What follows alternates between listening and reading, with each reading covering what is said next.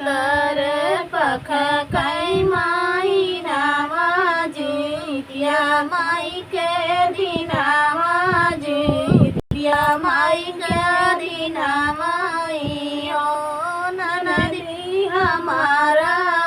मनाया कुलाने जीतिया माँ पूजा बाई जीतिया माँ पूजा बाई ओ ननदी हमारा मनाया कुलाने जीतिया माँ पूजा बाई जीतिया माँ पूजा बाई ओ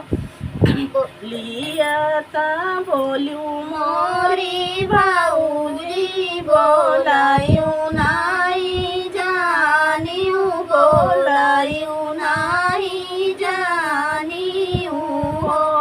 भाऊजी जे करे ने गोदी ना लाला नामा जी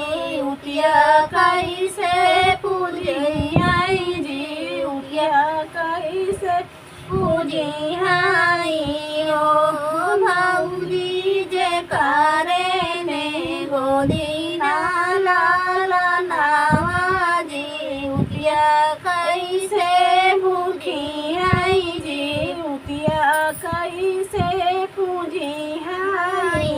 ओ ननदी जे चली गई ससुरे हो भाऊजी गई बाजारा के वारिया गाने जितिया पूजैया गाने जितिया पूजई हो भाऊजी गईली बाजारा के वारिया गाने जितिया पूजैया गाने जुतिया पूजई हो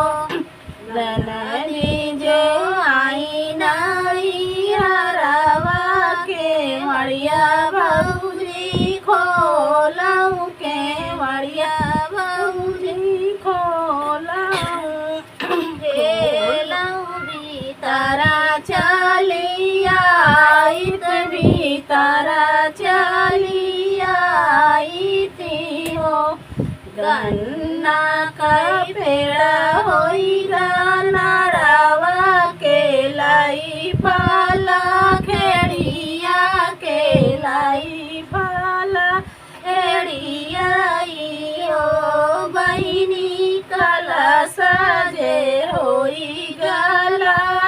नावा पड़ल अंगने रो वही पड़ल अंगने भाऊजी का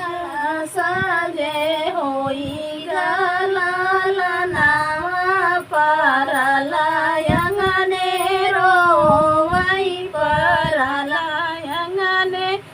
रोवाई हो एक हाथे खोलो लेके मड़िया दूसरे हाथे पैया गई दूसरे हाथे पैया गई ओ ननदी जितिया माई दिया लीला नामा